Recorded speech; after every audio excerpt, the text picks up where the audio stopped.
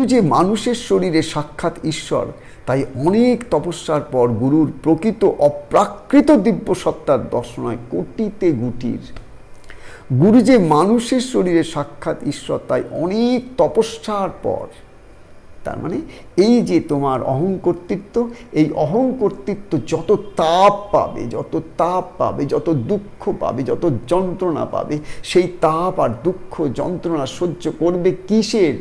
যে গুরু আমাকে তাপিয়ে নিচ্ছেন। গুরু আমাকে তাপিয়ে নিচ্ছেন কেন? গুরু আমাকে সংসারে রেখে তপস্যা করে নিচ্ছেন, যাতে করে আমি সংসারে থাকতে থাকতে আমার কর্তৃত্বটা একটু একটু করে ক্ষীণ হয়ে যায়। আমি আর যেন কোনো কিছু গুরুর কাছে চেয়ে না বসি। তিনি তাপিয়ে নিচ্ছেন আমাকে, যাতে করে আমার সমস্ত চাওয়াগুলো ফুরিয়ে যায়। তার কারণ আমার সমস্ত দুঃখ এসেছে চাওয়ার দরজা দিয়ে।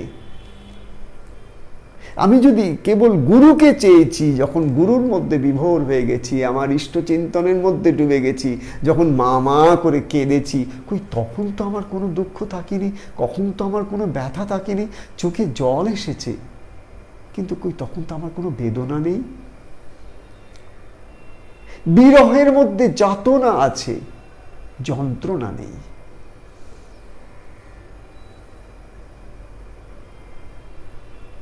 জাগতিক যা কিছু দেখো, তার মধ্যে যন্ত্রণা।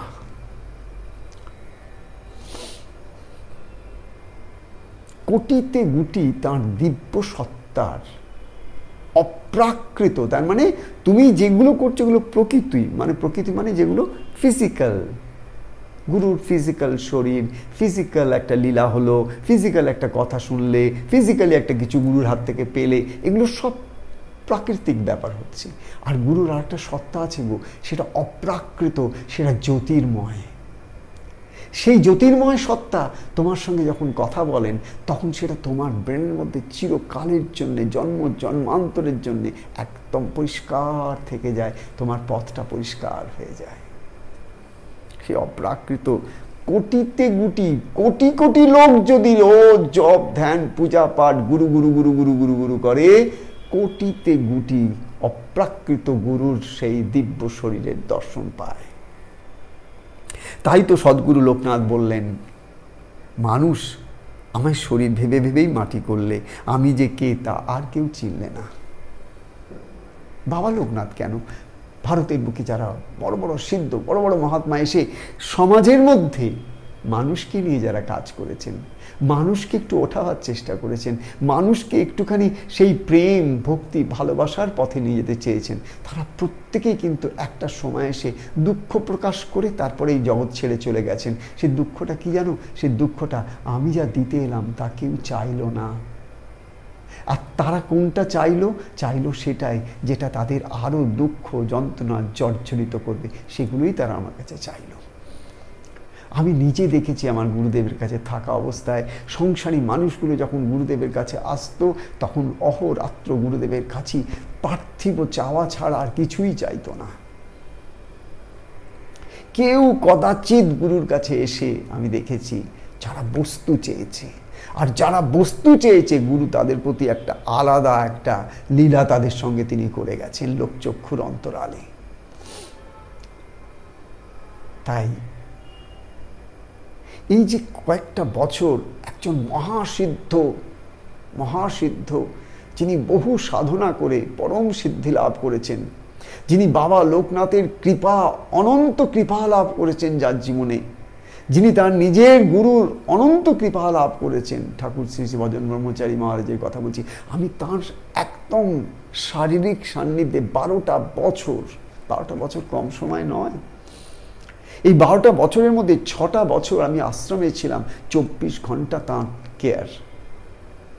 এই যে টাইমটা, এই টাইমে আমি দেখেছি, শুনেছি, বুঝেছি যে গুরু আর শিষ্য, গুরু আর সংসারী, গুরু আর সন্ন্যাসী, গুরু আর ব্রহ্মচারী, এই গুরু আর জগৎ, এই পুরো জিনিসগুলোর যে বিভিন্ন কালার্স অ্যান্ড শেডস আছে, এগুলো সব আমাকে ঠাকুর নিজে দেখিয়েছেন গো, আমাকে চিনিয়েছেন ঠাকুর।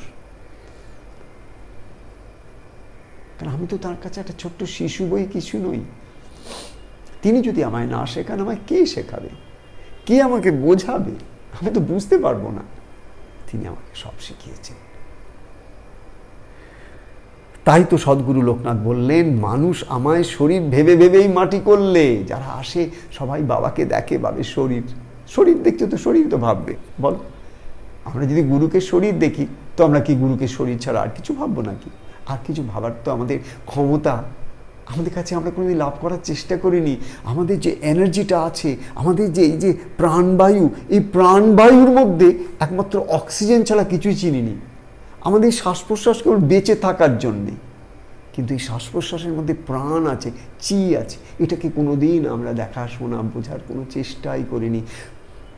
অক্সিজেনের বাইরে যে এই বিশ্ব সংসারটা একটা প্রাণের খেলা, আর আমার এই শ্বাস প্রশ্বাসের মধ্যে দিয়ে আমার শরীরের অণু পরমাণুর মধ্যে যে একটা অনন্ত বিশ্বের একটা অদ্ভুত লীলা চলছে, বিশ্বের বাইরের বিশ্ব আর আমার এই ভেতরের বিশ্ব, এই দুই বিশ্বের মধ্যে একটা অদ্ভুত আদান প্রদান চলছে। আমার সময় নেই সেটা দেখার। আমার তাকে টাকা দরকার, কারণ টাকাটা থাকলে তবে তো লোকে আমায় চিনবে। টাকাটা থাকলে তবে তো আমি আমার মনের ইচ্ছাগুলো পূর্ণ করতে পারবো। আর যদি টাকা না থাকে কেউ আমায় চিনবেই না, তার মানে 5 জন আমায় চিনবে, এটাই আমার জীবনের মূল উদ্দেশ্য হয়েছে। কিন্তু ভুলে যেও না, 5 জন আমায় চিনুক, এটাই আমার সব ইনভেস্টমেন্ট। 5 জন আমাকে রিকগনাইজ করুক, এটাই আমার সব ইনভেস্টমেন্ট। কিন্তু সবার আগে যদি এমন হতো, আমি আগে নিজেকে চিনি, আমি আগে নিজেই নিজের বন্ধু হই। বাবা কি বললেন? লোকে আমাকে শরীর ভেবে ভেবেই মাটি করলে। মাটি করলে মানে যেটা দিতে এলাম সেটা আর কেউ নিল না। নিজে বলেছেন ক্ষোভে, যা দিতে এলাম তা আর চাইল না কেউ। হিমালয় থেকে কত সম্পত্তি নিয়ে নিচে নামলাম, কিন্তু সেটা কেউ চাইল না, কেউ নিতে এলো না। গুটি কয়েক নিতে, ওই যে বললেন গুটিতে কোটিতে গুটি, কথাটা একটু আগে ব্যবহার হয়ে গেছে, তিনি বলে দিয়েছেন অলরেডি। সাধনা তোমার শরীর মনকে শুদ্ধ করার চেষ্টা মাত্র। দেখো সাধনা জিনিসটা কি জানো? এটা বাবা লোকনাথের কথা। মনকে শুদ্ধ করা, এটাই তোমার সাধনা, তপস্যা, যা কিছু। সাধনা তোমার শরীর মনকে শুদ্ধ করার চেষ্টা মাত্র। বাবা লোকনাথ বলছেন, তোমার মন যেদিন শুদ্ধ হলো, তুমি তোমার গুরু হলে। তুমি আর গুরু তখন আর আলাদা রইল না। তার মানে তোমার আর তোমার গুরুর মধ্যে যে ব্যবধান আছে না, সেই ব্যবধানটা কি বলতো? ব্যবধান হচ্ছে তোমার মনের অপবিত্রতা, ব্যবধান হচ্ছে তোমার কর্তৃত্ব জ্ঞান, এটাই ব্যবধান, আর কোনো ব্যবধান নেই। তুমিই গুরু, গুরুই তুমি। কিন্তু হ্যাঁ, তোমার শরীর বোধ আছে, ওই শরীর বোধের মধ্যে অহং কর্তৃত্ব আছে। ওই অহং কর্তৃত্বের মধ্যে আর 5 জনের ওপর তোমার কর্তৃত্বটাকে জাহির করার একটা সুপ্ত বাসনা তোমার মধ্যে অহোরাত্র কাজ করছে। এই জন্য তুমি অ্যাপ্রিসিয়েশন চাও, অ্যাটেনশন চাও। তোমার অ্যাটেনশনটা কিন্তু তোমার গুরুতে তুমি রাখতে পারছো না, কিন্তু সবার অ্যাটেনশনটা তোমার প্রতি আসুক, এই ব্যাপারে কিন্তু তোমার ভীষণ সজাগ দৃষ্টি। কার কার অ্যাটেনশন তোমার প্রতি আছে, আর কার কার অ্যাটেনশন আগে ছিল এখন একটু কমছে বলে মনে হচ্ছে।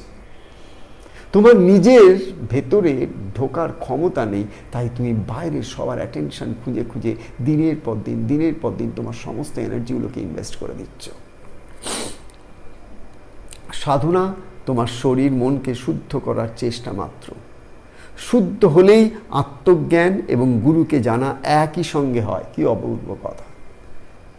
যেদিন তোমার মন শুদ্ধ হলো, বাবা লোকনাথের বাণী শোনো, যেদিন তোমার মন শুদ্ধ হলো, সেদিন কি হয়ে গেল? তুমি গুরু এক হয়ে গেলে, তুমি ইষ্ট এক হয়ে গেলে। অহম ব্রহ্মাস্মি তত্ত্বমসি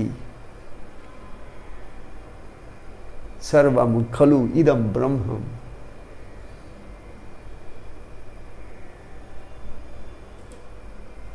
তার মানে কি? আমি যখন আমার মনের এই অপবিত্র ছানিটাকে যদি একবার কাটতে পারি, তাহলে কি হয়?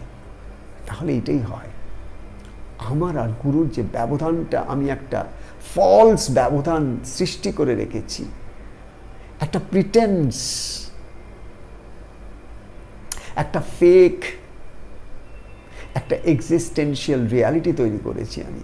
ওই এক্সিস্টেন্সিয়াল রিয়ালিটিটাকে যেদিন আমি একটু একটু করে অপসারিত করতে পারবো, পথ থেকে সরিতে পারবো, সেদিন আমি গুরুর কাছে যাচ্ছি। আর তাছাড়া এই যা কিছু দেখো গুরুকে নিয়ে মাতামাতি, ওগুলো সব বাইরের, ওগুলো সব বাইরের। ভেতরের জিনিস চাই। গুরু যে তোমার ভেতরে বসে আছেন, ভেতরের থেকে ভেতরকে দেখেন, যাতে করে তোমাকে একদিন আত্মসাৎ করে নিতে পারেন। আত্মসাৎটা কি করবেন? তোমার অহং কর্তৃত্ব বোধকে আত্মসাৎ করতে পারলে তোমার সমস্ত মনের অশুদ্ধি চিরতরে নির্বাপিত হয়ে গেল। জন্ম জন্মান্তরের সংস্কার জ্ঞান অগ্নিতে মুহূর্তে ভস্মীভূত হয়ে গেল। এই অজ্ঞাননাশক যে জ্ঞানটা, এই অজ্ঞাননাশক জ্ঞান যে অজ্ঞানকে, জন্ম জন্মান্তরের অজ্ঞানকে, অহংকর্তৃত্ব বোধকে যার এক লহমা দৃষ্টিতে কৃপাতে ভস্মীভূত হয়, তিনি গুরু। তার কারণ যখন অজ্ঞানের অন্ধকার বিদূরিত হয়, যেখানে আলো ছিল সেই আলোই আত্মপ্রকাশ করে। যেখানে আত্মা ছিল, আত্মা আত্মবৎ নিজেকে প্রকাশ করে। নতুন কিছুই আসে না। গুরু আগে ছিলেন, এখন আছেন, পরে থাকবেন। তিনি আত্মপ্রকাশিত হন। মধ্যে থেকে যে একটা ফলস আইডেন্টিটি ঢুকেছিল, সে সরে গেল মাত্র। এর বাইরে কিচ্ছু হলো না, এর বাইরে কিচ্ছু হলো না। পাথরের মধ্যে যে দেবতার রূপটা ছিল,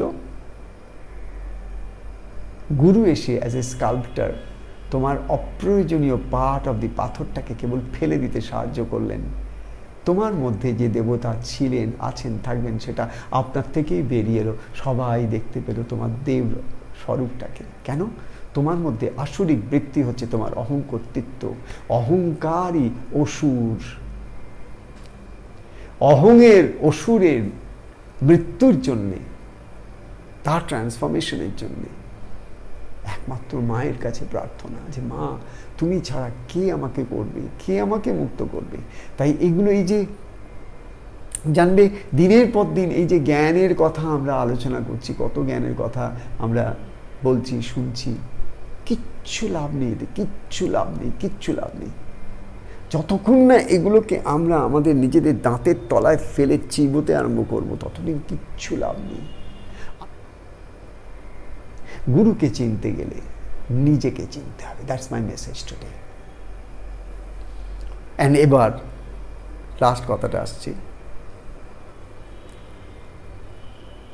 শুদ্ধ হলেই, মানে মন শুদ্ধ হলেই আত্মজ্ঞান এবং গুরুকে জানা একই সঙ্গে হয়। অর্থাৎ যত তুমি নিজের আত্মার কাছাকাছি যাবে, তোমার উইটনেসিং সেলফের কাছাকাছি যাবে, যত তোমার মধ্যে অকর্তৃত্ব আসবে, অহংকার নমনীয় হবে, তোমার মধ্যে যত ইনসিকিউরিটি বোধ কমে গিয়ে তোমার মধ্যে গুরুর ওপর প্রকৃত, অর্থাৎ তোমার নিজের আত্মার বলে তুমি বলীয়ান হবে, তোমার নিজের শরীরের বলে, নিজের ফিটনেসের বলে বলীয়ান হবে, নিজের মনের ক্ল্যারিটি, একদম নিখুঁত দেখার ক্ষমতার বলে বলীয়ান হবে, যেদিন তোমার চরিত্রের বলে তুমি বলীয়ান হবে, সেদিন তোমার আত্মশুদ্ধি হচ্ছে।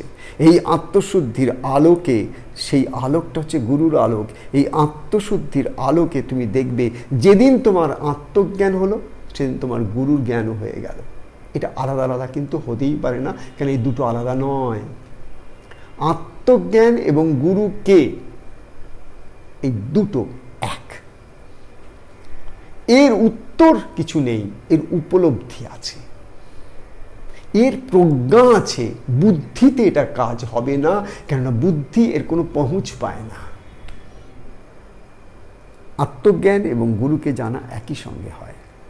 সে গুরু কেবল শরীর নন, যেমন তুমি শরীর নও। কি সুন্দর কথা, এই দিয়ে শেষ করা হয়েছে। তুমি যাকে আলটিমেটলি গুরু ভাবছো, সে কিন্তু শরীর নয়। এটা তো মুখের কথা। তাহলে কি তিনি? তুমি যদি বলো তিনি হচ্ছেন ভগবান, মুখের কথা, ইটস নট ট্রু। হ্যাঁ গো, তুমি যদি বলো আমার গুরু ভগবান, এটা তো মুখের কথা, তোমার তো উপলব্ধির কথা এটা নয়। আমার গুরু সাক্ষাৎ ঈশ্বর, এটা তোমার জাস্ট বিকজ তোমার একটা মনের ইচ্ছা তিনি পূর্ণ করেছেন, তুমি তার মধ্যে অনেক বিভূতি দেখেছো, অনেক সুন্দর সুন্দর ক্ষমতা দেখেছো, তার অপরূপ তার জ্ঞান দেখেছো, তার অনেক মহিমা দেখেছো, তুমি তুমি তার প্রত্যেকটা জিনিসের মধ্যে তুমি তাকে দেখো, ঈশ্বরকে দেখো, তুই তো বলবেই তিনি ঈশ্বর। আমি তো বলছি MT, it's not true, it's not true. গুরু সেই দিনই তুমি চিনবে যেদিন তুমি নিজের মধ্যে দেবতাকে দেখেছো, নিজের মধ্যে সেই সুন্দর গুণগুলো দেখেছো, নিজের মধ্যে তুমি সেই গুরুর গুণগুলো তুমি তোমার নিজের মধ্যে দেখতে আরম্ভ করেছো, সেদিন তুমি ঠিক ঠিক গুরুকে চিনেছো, তার আগে নয়।